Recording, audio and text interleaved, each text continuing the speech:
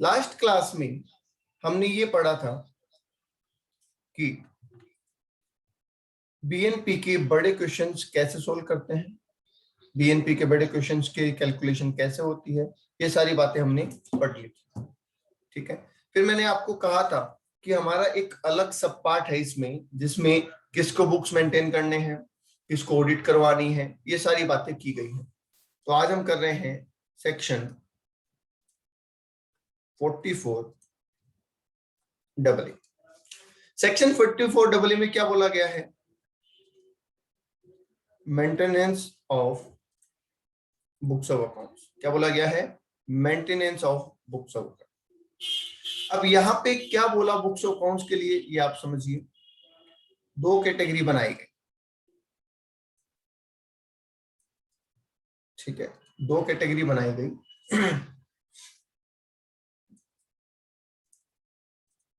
एक बनाई गई स्पेसिफाइड प्रोफेशन, जिसमें मेडिकल, लीगल, ये सब लोग आते हैं। ठीक है, और दूसरा बनाया अदर प्रोफेशन और बिजनेस। वो सब लोगों को यहां इंक्लूड किया गया।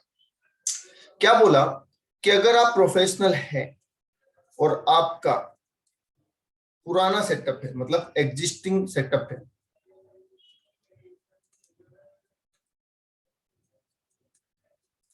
या फिर ऐसा हो सकता है कि आपका न्यू सेटअप हो, राइट, या आपने इसी साल काम स्टार्ट किया हो, ऐसा तो हो सकता है।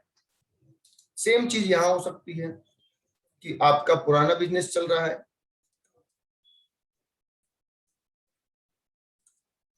और या फिर आपका न्यू सेटअप है, right.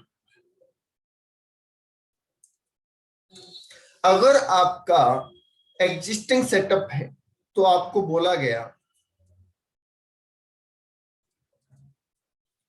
If your gross receipt exceeds rupees 1,50,000, आप प्रोफेशनल है और आपकी रिसिप्ट 1,50,000 से क्रॉस हो रही है,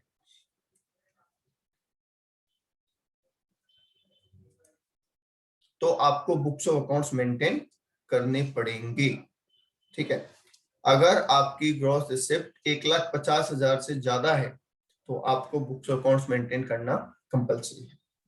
ठीक है, हम कहते हैं कि सर हमने तो बिजनेस ही हमारा ऑफिस ही इस साल खोला है, हमें क्या पता हमारा सेटअप इस पूरे साल में कितनी रिसिप्ट रिसीव करेगा, अभी तक तो रिसीव की नहीं है, तो हमें कैसे पता चले? समझ रहे हैं? यस। तो फिर उसके लिए बोला गया कि if gross receipt is likely to exceed rupees 1,50,000, मान लिया आपका नया सेटअप है, पर ये तो हो सकता है कि वो 1,50,000 से ज्यादा क्रॉस करने जैसा लग रहा हो। फॉर एग्जाम्पल, आपने जून में अपना ऑफिस खोला, पहले ही महीने में आपके पास 25,000 रुपए की रिसिप्ट आ जाती है। जून में ऑफिस खोला और पहले ही महीने में 25,000 की रिसिप्ट आ जाती है, तो क्या आप ये अंदाजा लगा सकते हैं कि पूरे साल में मेरी रिसिप्ट 1,50,000 से ऊपर क्रॉस होगी?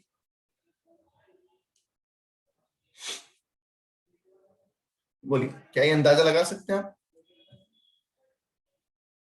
यस। तो फिर आपको बुक्स ऑफ अकाउंट्स मेंटेन वहीं से करना पड़ेगा। आप ऐसा नहीं है कि पूरा साल निकाल दें, पूरा साल निकलने के बाद आप कहे सब मेरी रिसिप्ट तो 4 लाख हो गई पर मुझे तो पता ही नहीं चला कि इतनी हो जाएगी क्या, इसलिए मैंने बुक्स नहीं रखे। ये एक्सक्यूज आप नहीं बना सकते।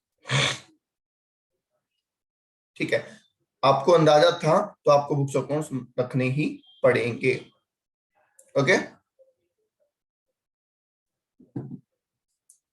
ठीक है। हम ये कहते हैं कि सर अगर पुराना सेटअप है तो क्या सिर्फ इसी साल को देखना है? नहीं, पुराना सेटअप है तो आपको पिछले 3 साल को भी देखना पड़ सकता है। मतलब पुराने सेटअप के केस में आप क्या करेंगे कि अगर पिछले 3 साल में आपकी रिसिप्ट इस gross receipt exceed rupees 1,50,000 in 3 previous year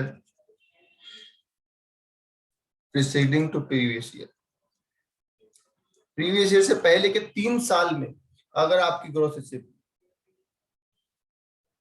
अगर पहले नहीं हो और लास्ट मंथ में ज्यादा हो जाए तो देखो वो एक ट्रेंड चलता है, ठीक है, वो एक ट्रेंड चलता है। जिस भी महीने में आपको ये रियलाइज हो जाए कि मेरे रिसिप्ट तो 1,50,000 से ऊपर क्रॉस करेगी, तो आप वहीं पे लाइबल हो जाते हैं किस चीज के लिए, बुक्स ऑफ अकाउंट्स मेंटेन करने के लिए, ठीक है। आपको ये साबित करना पड़ेगा कि मुझे तो लास्ट में पता चला था या लास्ट महीने में मेरी रिसिप्ट ज्यादा थी, तो ठीक है, आप उस साल मत रखो, अगले साल रख लो। समझ पा रहे? और ये सिर्फ थ्योरेटिकल बातें हैं, आई थिंक ये सब थ्योरेटिकल बातें हैं। प्रैक्टिकली ये छोटी मोटी रिसिप्ट है, इट्स नॉमिनल अमाउंट। क्या है ये? बिल्कुल छोटा सा अमाउंट है। एक आप खुद सोचो, अगर आपको 1,50,000 की फीस मिल रही है तो उस फीस में फायदा कितना होगा? 1,20,000, 1,10,000 खर्चा वर्चा काट के। तो वैसे ही आपका कोई टैक्स नहीं बनता तो कौन देखने वाला है? प्रैक्टिकली कोई नहीं देखता इस अमाउंट को। बस ये पुरानी लिमिट चली हुई आ रही है, चली हुई आ रही है, ठीक है। अब आ जाइए बिजनेसमैन की बात। बिजनेसमैन को बोला कि भैया आपके लिए हम 2 लिमिट लगा रहे हैं, या तो आपकी total income, if total income exceeds rupees 1,20,000,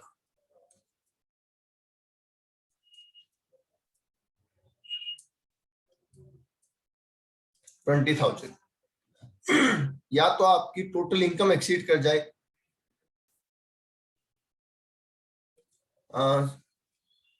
yes, तीनों साल में जरूरी है, बिल्कुल तीनों साल में जरूरी है।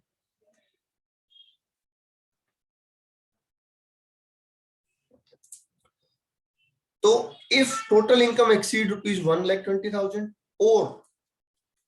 और if turnover exceeds rupees 10 lakh, तो इसका मतलब क्या दोनों में से एक भी कंडीशन पूरी होगी तो मुझे बुक्स अकाउंट्स रखने हैं क्या? या तो इनकम 1,20,000 क्रॉस करें और या फिर टर्नओवर 10 लाख क्रॉस करें। दोनों में से एक भी बात अगर फुलफिल होती है तो मुझे बुक्स ऑफ अकाउंट्स मेंटेन करने हैं। I am liable for maintaining books of accounts, right. नया है तो अगेन वही बात, likely to exceed rupees 1,20,000 total income, और यहाँ पे likely to exceed rupees 10 lakh turnover, ठीक है। ये नए के सिस्टम में हो गया। अब 2 साल पहले थोड़ा चेंज किया गया, उन्होंने कहा कि भाई 10 लाख का टर्नओवर तो आजकल बहुत छोटी मोटी बात होगी, सबका होता है, पानीपुरी वाले का भी होता है, तो आप इसको चेंज करें। तो कहा देखो सबके लिए तो चेंज नहीं करेंगे, हम चेंज कर सकते हैं सिर्फ इंडिविजुअल और एचयूएफ के लिए, उनको हम बेनिफिट दे सकते हैं। मैंने कहा चलो उनके लिए ही कर दूं। इंडिविजुअल और एचयूएफ के लिए क्या चेंज किया गया, ध्यान से सुन लेना। टोटल इनकम 1,20,000 की जगह कितनी कर दी गई है? 2,50,000, और जबकि टर्नओवर 10 लाख की जगह कितना कर दिया गया है? 25 लाख।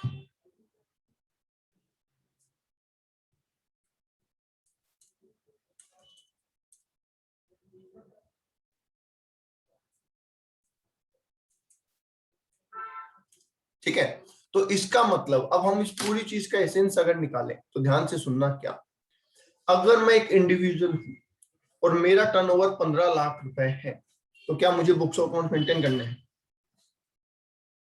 अगर मैं इंडिविजुअल हूं और मेरा टर्नओवर 15 लाख रुपए है तो क्या मुझे बुक्स ऑफ अकाउंट्स मेंटेन करने हैं? नहीं। अगर मैं एक पार्टनरशिप फर्म हूं और मेरा टर्नओवर 18 लाख रुपए है तो मुझे बुक्स ऑफ अकाउंट्स मेंटेन करने हैं या नहीं? यस, करने हैं, ठीक है, यस। अगर मैं एक पार्टनरशिप फर्म हूं मेरा टर्नओवर 8 लाख रुपए है, जबकि मेरी इनकम 2 लाख रुपए है, मुझे बुक्स अकाउंट मेंटेन करने हैं या नहीं करने?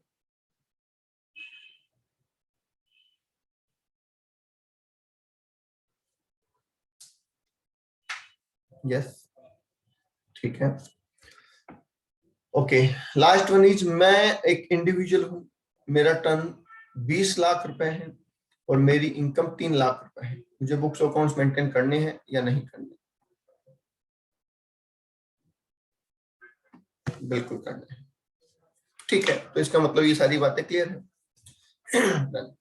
अब यहाँ पे एक पॉइंट और निकल के आता है, और वो पॉइंट क्या निकल के आता है? वो पॉइंट ये निकल के आता है कि सर, अगर मैं बुक्स अकाउंट्स मेंटेन करने के लिए लायबल हूं, फिर भी मैं तो बुक्स अकाउंट्स मेंटेन नहीं करता, तो आप मेरा क्या कर लोगे? बोलो। आप लायबल हैं और फिर भी आप मेंटेन नहीं करते, तो हम आपका क्या कर लें? तो उस केस में बोला गया है कि देयर इज अ पेनल्टी,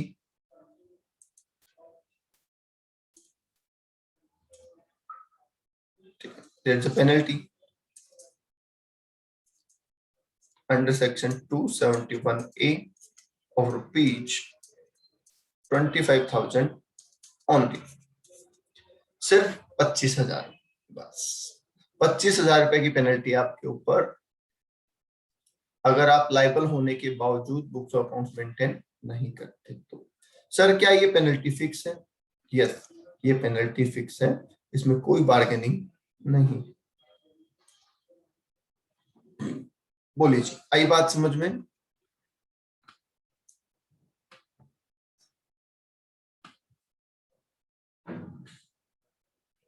किसी को कोई डाउट है तो पूछ लो। कोई डाउट नहीं है?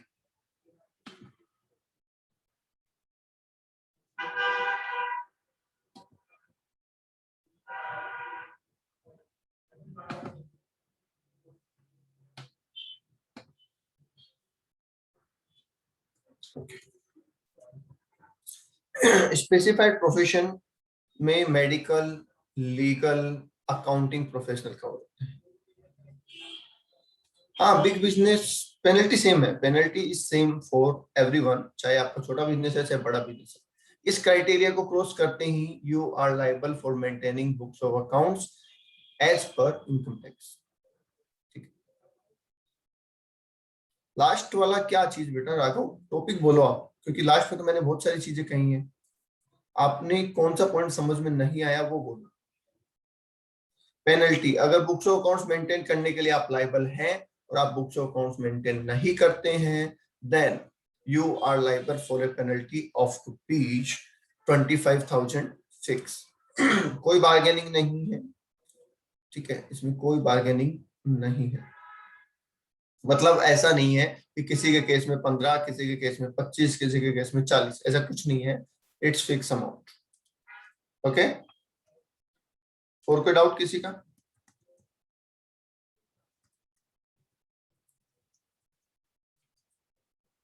चलिए, नहीं है तो चलते हैं आगे। नेक्स्ट नेक्स्ट आ रहा है हमारा सेक्शन 44 AB। ठीक है, सेक्शन 44 AB किसके लिए बात करता है? ये बात करता है टैक्स ऑडिट के लिए। टैक्स ऑडिट का मतलब क्या है? टैक्स ऑडिट का मतलब ये है कि आप जो अपने बुक्स ऑफ अकाउंट्स मेंटेन कर रहे हैं, उसमें अभी तक हमने जो पढ़ा, आपको याद है, allow, disallow, cash payment, TDS काटा नहीं काटा, वो सारी बातें, वो सब चीजें चेक होती है टैक्स ऑडिट के। मतलब बिजनेसमैन ने तो काम कर लिया, बुक्स अकाउंट्स बना लिए, अब ड्यूटी आती है किसकी? चार्टर्ड अकाउंटेंट की।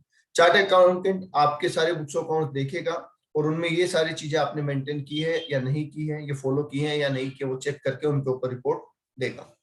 अगर कोई बुक्स ऑफ अकाउंट्स मेंटेन कर रहा है और किसी प्रीवियस ईयर में वो लिमिट फुलफिल नहीं हो रही के लिए, तो वो उस में 1 मिनट नहीं, जनरली प्रैक्टिकल लाइफ में आप बुक्स ऑफ अकाउंट्स एक बार मेंटेन करने लग जाते हैं तो आप करते ही रहते हैं।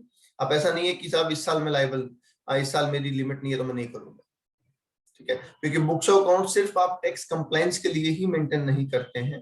बुक्स ऑफ अकाउंट्स आपके भी जो है सेटलमेंट्स है, आपका जो हिसाब किताब है उसके लिए तो काम आते हैं। It not just for tax purpose, right. और कितना भी छोटा से छोटा काम हो, ये लिमिट क्रॉस हो ही जाती है, ठीक है। हाँ, आप लाइबल नहीं है तो आप पेनल्टी से बच सकते हैं कि साहब अगर आपने मुझसे उस साल के बुक्स ऑफ अकाउंट मांगी जिस साल मेरा टर्नओवर उतना नहीं था या मैं उस क्राइटेरिया में कवर नहीं था, तो आप मुझसे पेनल्टी इंपोज नहीं कर सकते।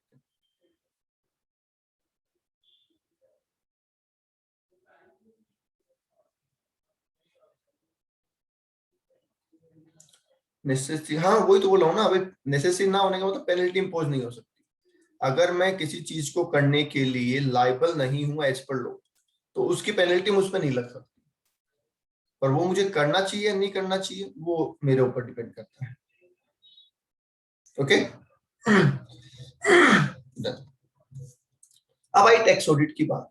तो टैक्स ऑडिट में क्या बोला, टैक्स ऑडिट में ये बोला कि आपने जो प्रोविजंस हमने पढ़े अभी तक वो सारे अब ये चेक करेगा कि आपके बुक्स अकाउंट्स में वो प्रोविजन एप्लीकेबल है या नहीं है। फॉर एग्जांपल, ठीक है, फॉर एग्जांपल बेटा एक साथ पूछ लो सारे डाउट, बार बार में अपन उस पर चलते हैं तो फिर ये टैक्स ऑडिट रह जाएगा, ठीक है। आप जब बोल देते ना क्लियर तो फिर मैं आगे आ जाता हूँ। तो या तो आप सारे एक साथ पूछ लीजिए, वरना क्या होता है कि मैं ये पढ़ाना स्टार्ट करता हूँ, इसका रिदम बनता है, फिर वो उसी चीज पे अपन चले जाते हैं, ठीक है। तो आप लाइबल नहीं हो बेटा, तो लाइबल नहीं है आप, ठीक है। इसमें एक्चुअली दो चीजें हैं। दो तरीके के बुक्स ऑफ अकाउंट्स है, एक है सारे कंप्लीट बुक्स ऑफ अकाउंट और एक है कुछ बुक्स ऑफ अकाउंट्स। अगर 3 साल में से तीनों साल में टर्नओवर क्रॉस कर रहा है तो आपको कंप्लीट बुक्स ऑफ अकाउंट्स रखने हैं, ठीक है, जिसके लिए 6F करके एक रूल बनाया गया है। और अगर उनमें से किसी ईयर में क्रॉस नहीं कर रहा है तो आपको कुछ बुक्स ऑफ अकाउंट मेंटेन करने हैं, सारे नहीं करने हैं, ठीक है।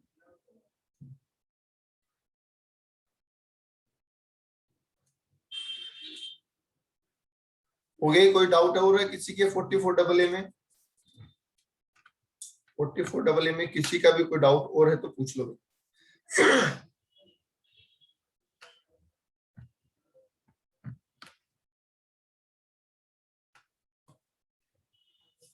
Anybody have any doubt?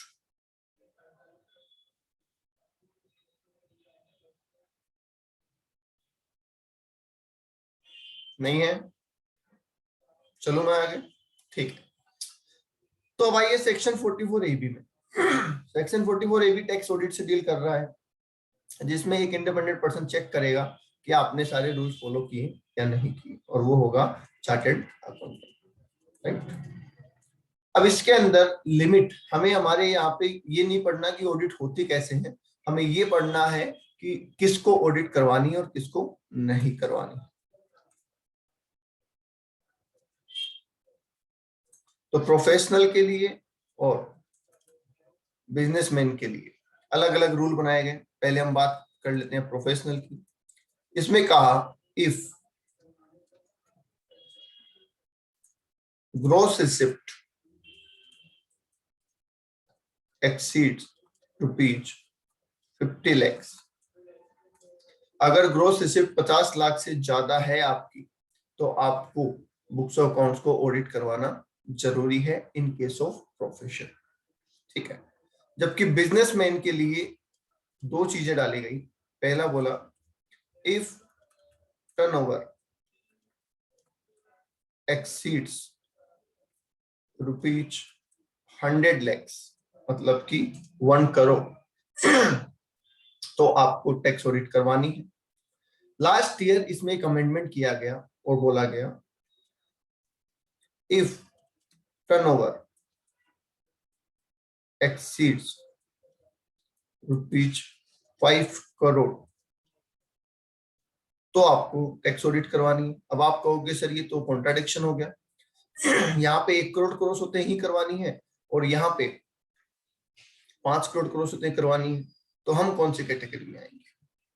ठीक है, तो ये वाला प्रोविजन जो है ये सिर्फ उन लोगों के लिए है वो 95% turnover is from digital transaction.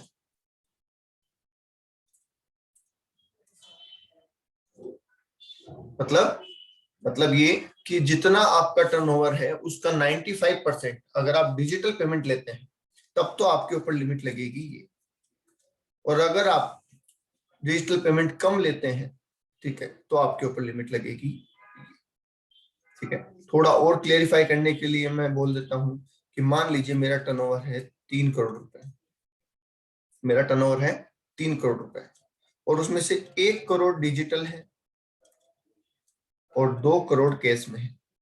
तो बताइए मुझे ऑडिट करवानी है या नहीं, मतलब मैं इस कैटेगरी में हूं या मैं इसमें हूं।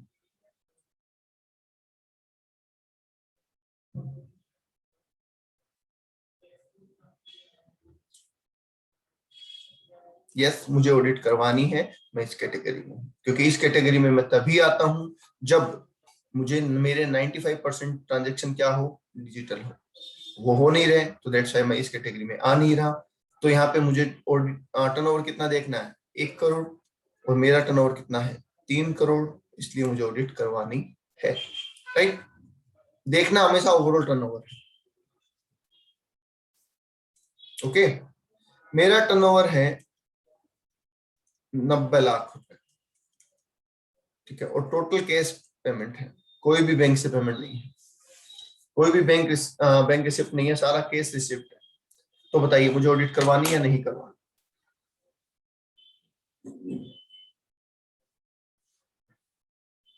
नहीं, क्योंकि मैं दोनों ही कैटेगरी में कवर नहीं। ओके, ठीक है, क्योंकि इससे चोरी नहीं होगी ना अगर डिजिटल है तो। ठीक है, कैशलेस इकोनॉमी पे जोर दे रही है गवर्नमेंट, दैट्स व्हाई ये प्रोविजन डाला गया है। अभी जो नया बजट आया था उसमें इस लिमिट को और बढ़ाया गया है, 10 करोड़ भी किया गया है, बट वो भी तब की बात है। ठीक है, और वो आपके ऊपर अप्लीकेबल नहीं है, तो दैट्स व्हाई आपको इतना ही याद रखना है। ओके, अब सवाल आया कि सर अगर मैं लाइबल हूं ऑडिट के लिए और मैं ऑडिट नहीं करवाता तो क्या होगा।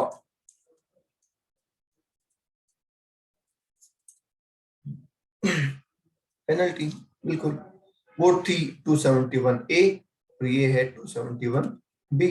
राइट, कितने, 0.5% ऑफ टर्नओवर या फिर ग्रॉस रिसिप्ट, आधा परसेंट, 0.5 मतलब आधा परसेंट, 0.5% ऑफ टर्नओवर और 1,50,000।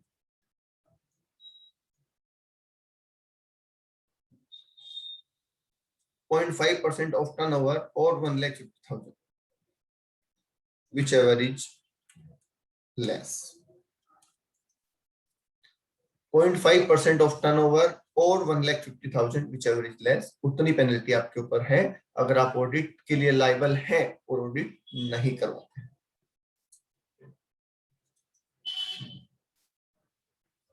ओके,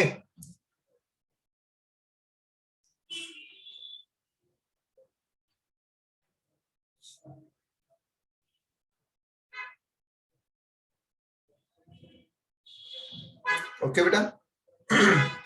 अब यहाँ पे एक चीज आप ध्यान रखना, एक चीज आप हमेशा ध्यान रखना, मान लीजिए क्वेश्चन में सिर्फ इतना लिखा है कि ये नहीं बताया कि आप बिजनेस करते हैं या प्रोफेशन करते हैं, ये नहीं बताया क्वेश्चन में, सिर्फ इतना बताया है कि if gross receipt of mister x exceed if gross receipt of mister x is ₹60 lakh तो ऑडिट करवानी या नहीं करवानी। If gross receipt of mister x is ₹60 lakh तो ऑडिट करवानी है या नहीं करवानी है। अब वो बिजनेस करता है या प्रोफेशन करता है ये नहीं बताया, तो क्या आंसर करेंगे आप, ऑडिट करवानी है या नहीं करवानी।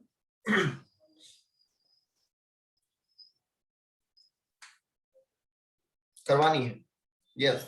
तो हमेशा ध्यान रखें ग्रॉस रिसिप्ट जो वर्ड है वो किसके लिए काम आता है? प्रोफेशन के लिए। तो रिसिप्ट देने का मतलब आप ये समझ जाइए कि वो प्रोफेशनल है। और टर्नओवर वर्ड किसके लिए काम में आता है? टर्नओवर बिजनेस के लिए। तो ये बताने की जरूरत नहीं है कि आप बिजनेस करते हैं या प्रोफेशन करते हैं, सिर्फ इतना बताना काफी है कि ग्रॉस रिसिप्ट दे रखी है या टर्नओवर दे रखा है, राइट। अगर आप इनमें से किसी चीज के लिए क्रॉस करते हैं then you are liable for tax audit. And अगर आप लाइबल होने के बाद ऑडिट नहीं करवाते हैं तो 271B में पेनल्टी है, जो कि 5%, 0.5%, मतलब कि आधा परसेंट।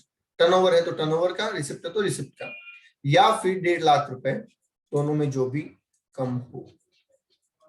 ठीक है। अच्छा, दोनों में जो भी कम हो तो इसका मतलब क्या मैं ये कह सकता हूं कि मैक्सिमम जो पेनल्टी है वो कितनी है? मैक्सिमम पेनल्टी कितनी है? 1.5 लाख। बोलिए, इज दैट क्लियर?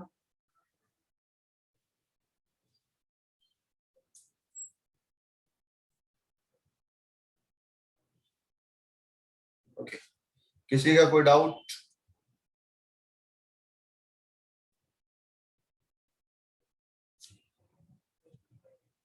नहीं है?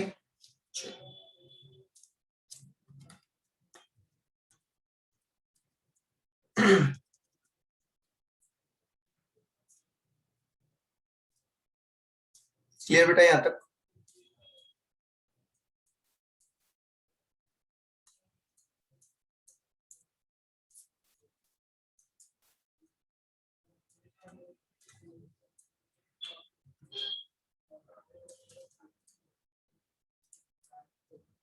ये लो, presumptive taxation just like composition scheme. ठीक है, क्या बोला गया प्रिजम्पटिव टैक्सेशन के अंदर? ये देखिए,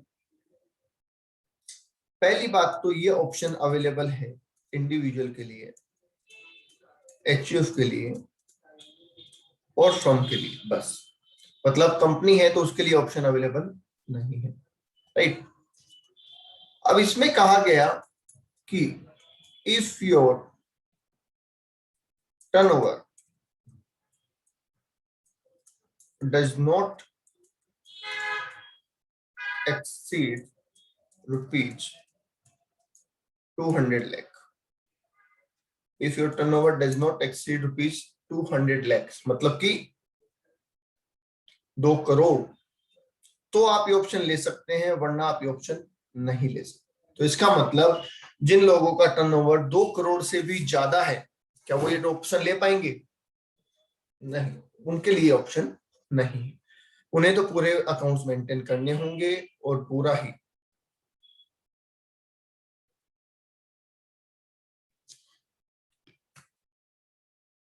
अरेंजमेंट करना होगा, चाहे वो टैक्स ऑडिट है, वो सब कुछ को करवानी पड़ेगी, राइट। ओके, तो भैया जिनका टर्नओवर 2 करोड़ से कम है, क्या वो ये ऑप्शन ले सकते हैं? हम कहते हैं यस, ले सकते हैं। पर इसमें होगा क्या, ऐसा क्या है इस ऑप्शन में जो हम इसको ले? तो उसके लिए ध्यान से समझिए। इस ऑप्शन में अगर आप जाते हैं तो not required to maintain books of, आपको books of account record maintain करने की जरूरत नहीं। पर एक चीज ध्यान रखें, यहाँ पे books of account record maintain करने की जरूरत नहीं है, इसका मतलब ये नहीं है कि आप रिकॉर्ड ही ना रखें। आप क्या कर रहे हैं, आपको रिकॉर्ड्स रखने हैं, बट हम आपसे ये नहीं पूछेंगे कि आपने कैश पेमेंट क्यों किया, आपने टीडीएस काटा नहीं काटा, वो चीजें आपकी खत्म हो जाएगी। मतलब जो आपके ऊपर कंप्लाइंस थे ना, टीडीएस काटना, कैश पेमेंट ना करना, रिश्तेदार को ज्यादा पेमेंट करना, वो सब चीजें हम नहीं देखेंगे, क्योंकि हमें अब उससे मतलब नहीं है। अकाउंट्स पर आपको रखने हैं, ठीक है। कहीं, क्योंकि देखो रूल में लिखा है no required to books of accounts. अब लोग तो कहते हैं साहब लिखा नहीं है, इसका मतलब हमें तो कुछ नहीं रखना। पर प्रैक्टिकली अगर हम बात करें तो आपको कुछ अकाउंट्स तो रखने ही होते हैं, वरना तो आपका टर्नओवर कैसे पता चलेगा? ठीक है, बाकी आप अपना हिसाब किताब कैसे करोगे लोगों के साथ? तो ऐसा नहीं है कि इन्होंने मना कर दिया तो आप कुछ ना रखें, ठीक है। आप लायबल नहीं, कल को इस बात की पेनल्टी आपसे चार्ज नहीं की जा सकती कि आपके पास सारे बुक्स अकाउंट्स नहीं। समझ गए बात को? तो not required to maintain books account, अगर आप इस ऑप्शन में जाते हैं तो। दूसरा, not required to tax audit, आपको टैक्स ऑडिट करवाने की जरूरत नहीं है। ठीक है, तो ये तो अच्छी बात हो गई, ना हमें प्रॉपर पूरे अकाउंट्स मेंटेन करने की जरूरत और ना ही हमें टैक्स ऑडिट करवाने की जरूरत। अब डिपार्टमेंट इसके बदले में हमसे क्या चाहता है, ये तो हमारा फायदा हुआ ना। डिपार्टमेंट क्या चाहते हैं? डिपार्टमेंट कहता है कि देखो आपको क्या करना होगा, 8% ऑफ टर्नओवर, आपके टर्नओवर का 8% हम मानेंगे एज बीएनपी इनकम। आपके टर्नओवर का 8% हम क्या मान लेंगे? बिजनेस की इनकम मान लेंगे। बिजनेस की इनकम मान लेंगे मतलब सर इसका क्या मतलब है? तो ध्यान से सुनिए, मैं एक एग्जांपल से समझा रहा हूं। आपका टर्नओवर है सपोज 1.5 करोड़ रुपए, आपके सेल है 1.5 करोड़, 1.5 करोड़, राइट। अब आपके पास दो ऑप्शन है, या तो आप सारे खर्चे यहाँ लिख के और यहाँ पे नेट प्रॉफिट बताओ, राइट। और दूसरा ऑप्शन आपको दिया गया है इसमें कि आप 1.5 करोड़ का 8% निकालो और that would be your BNP income. समझ गए? तो या तो वो अलाउड डिसअलाउड जोड़ना घटाना वो सब काम करो आप, ठीक है। 10,000 से ज्यादा का केस पेमेंट नहीं होना चाहिए, रिश्तेदार को ज्यादा पेमेंट नहीं होना चाहिए, टीडीएस काटा नहीं काटा, वो सब चीजें आपके ऊपर अप्लीकेबल है। और उन सबका ध्यान रखते हुए आपको अपना प्रॉफिट निकालना है। और यहाँ पे जब आते हैं तो यहाँ कुछ करने की जरूरत नहीं है, आप सीधा कहेंगे 1.5 करोड़ का टर्नओवर, 8% प्रॉफिट, 12 लाख का मेरा प्रॉफिट है। बताइए, तो क्या बिजनेस की इनकम निकालने के दो तरीके हो गए हमारे पास?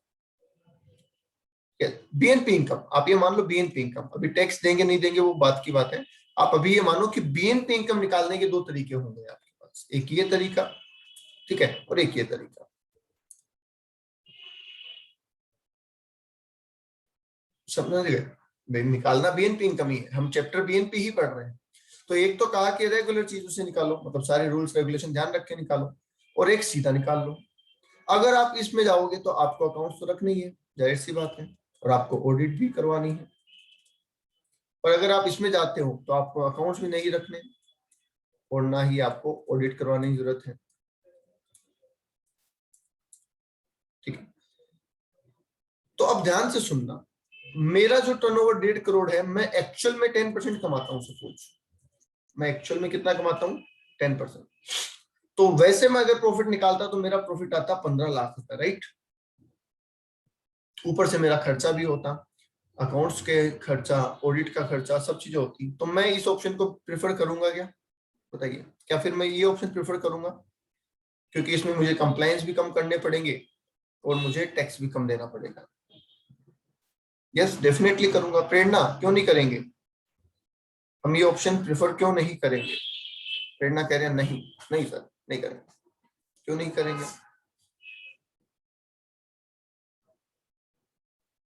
अच्छा, एक चीज और, फर्स्ट वाला नहीं करेंगे। अच्छा हाँ ठीक है, फर्स्ट वाला नहीं। एक चीज और, कई लोगों के माइंड में क्या आ जाता है, जब बच्चे पढ़ रहे होते हैं ना, तो बच्चे पता नहीं एक अलग धुन में चले जाते हैं। कैसे? सुनो, वो ये कहते हैं कि सर यहाँ तो मैं कमा रहा हूँ 15 लाख और यहाँ मैं कमा रहा हूँ 12 लाख, तो मैं तो ये काम करूंगा, मैं क्यों करूंगा 12 लाख वाला काम? है ना? कि सर 15 लाख यहाँ कमा रहा हूँ, यहाँ 12 लाख कमा रहा हूँ, मैं तो ये करूंगा। अरे नहीं, कमा आप उतने ही रहे हो दोनों ऑप्शन में। It's just a calculation for income tax, right. तो वहां 15 की कैलकुलेशन होगी तो 15 पे टैक्स देना पड़ेगा, 12 की कैलकुलेशन होगी तो 12 पे टैक्स देना पड़ेगा। That's it. बाकी एक्चुअल में आप क्या कमा रहे हो वो आपकी अलग चीज है। समझ गए? वो सेम रहेगा, एक्चुअल चेंज नहीं हो रहा कभी। तो इस सेंस में कभी मत चले जाना कि ये अमाउंट हमें मिल रहा है या ऐसा कुछ हो रहा है, नहीं। It's just a calculation, right. Okay, अब ध्यान से सुनिए, सेम एग्जांपल, मैं कहता हूं कि मेरा टर्नओवर है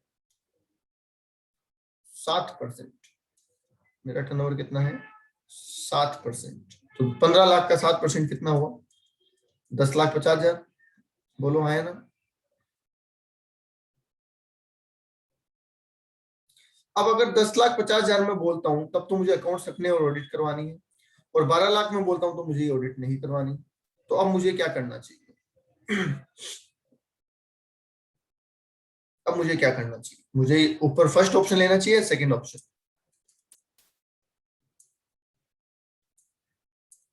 नहीं, ये भी डिपेंड करेगा कि मेरा अकाउंटिंग का, मेरा ऑडिटिंग का, मेरा कितना खर्चा आ रहा है।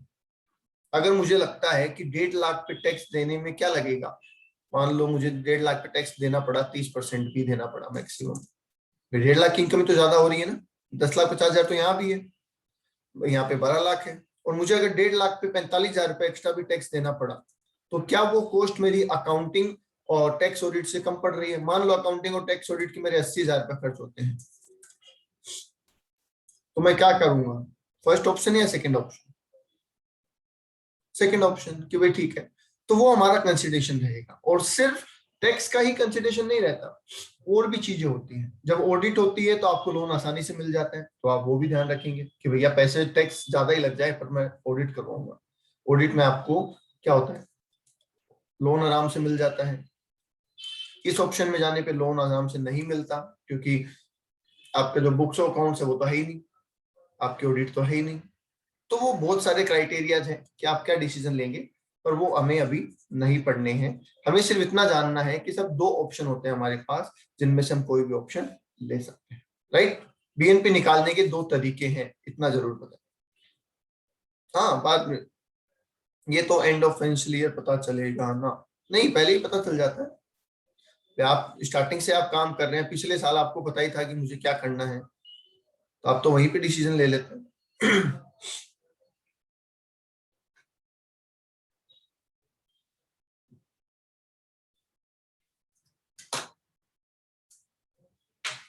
ओके, चलिए अब आइए आगे। अब इसमें भी कैशलेस इकोनॉमी पे जोर किया है, और क्या कहा,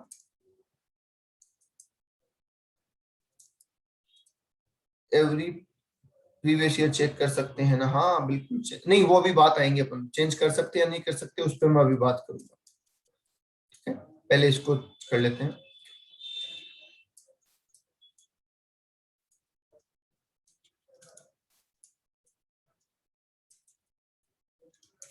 ठीक है, इसमें भी क्या बोला कि 8% टर्नओवर का आपको प्रॉफिट मानना है अगर आप कैश ट्रांजेक्शन करते हैं तो, बट अगर आप इलेक्ट्रॉनिक ट्रांजेक्शन करते हैं तो आपको 6% इनकम ही माननी है। ठीक है, तो मान लीजिए कि मेरा टर्नओवर है 1.5 करोड़, राइट, जिसमें से 1 करोड़ तो कैश में है और 50 लाख रुपए बैंक से हैं। तो मेरी इनकम कैसे होगी? तो मेरी इनकम होगी इस 1 करोड़ पे तो कितना, 8%, और इस पे कितना, 6%। अगर मैं ये ऑप्शन लेता हूं तो बोलिए, इज दैट क्लियर?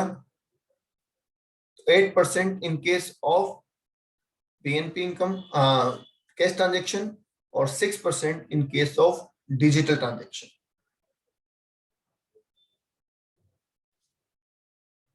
ओके,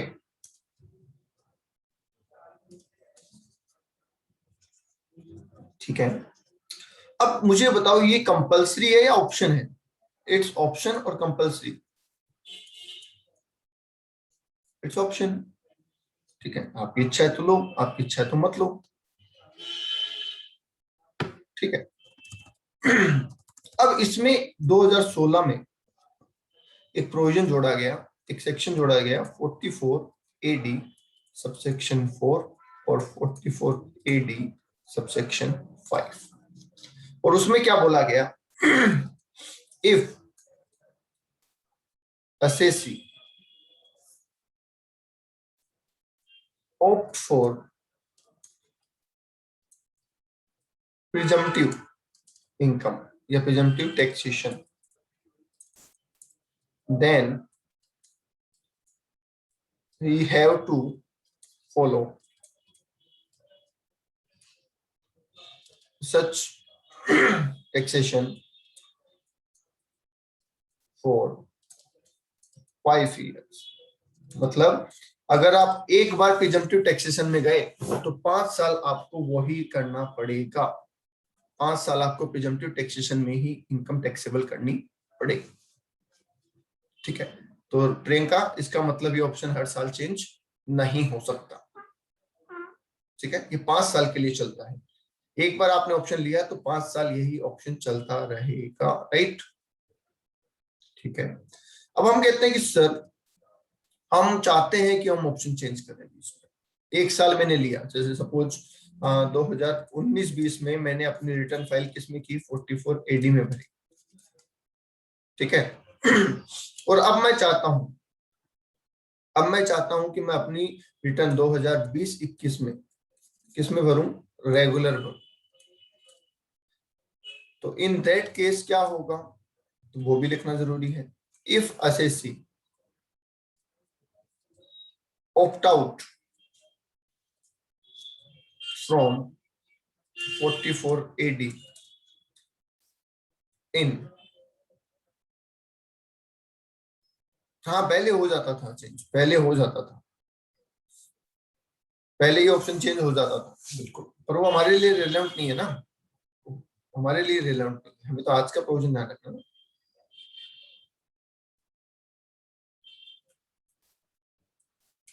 ठीक है, हमें बोला if assessee opt out from 44 AD in 5 years, इन 5 साल के दौरान अगर आप 44 AD से बाहर आ जाते हैं, ठीक है आ जाओ, कोई दिक्कत नहीं है, हम आपको मना नहीं कर रहे बाहर आने के लिए, पर ये ध्यान रखना कि जिस साल आप इससे बाहर आए उस साल, year in which opt out plus next 5 years आप इसमें वापस नहीं जा सकते, कैन नॉट क्लेम 44 AD।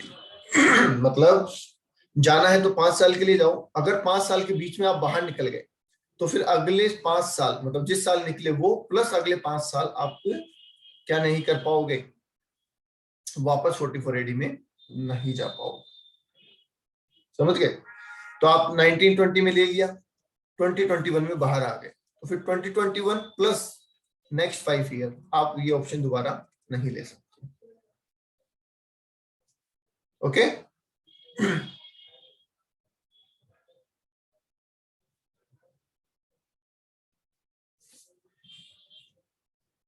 बोलिए ओके है।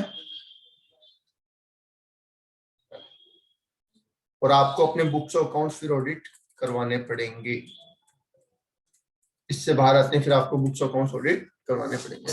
प्रिजम्पटिव का मतलब होता है प्री कैलकुलेटेड, प्रिजम्पटिव का मतलब होता है pre calculated, presumptive income, presumptive taxation मतलब पहले से कैलकुलेट की हुई इनकम पे कैलकुलेट।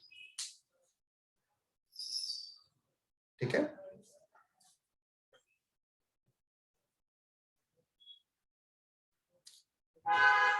एक बार ऑप्शन लिया 5 साल लेना पड़ेगा, एक बार ऑप्शन छोड़ा 5 साल से पहले, तो फिर आप वापस इसमें नहीं आ सकते। 2 करोड़, हाँ जिस साल हम स्कीम लेना चाहते हैं उस साल का ही टर्नओवर देखना है।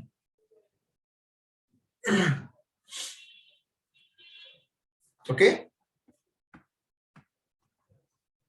चलिए आज के लिए इतना ही, थैंक यू।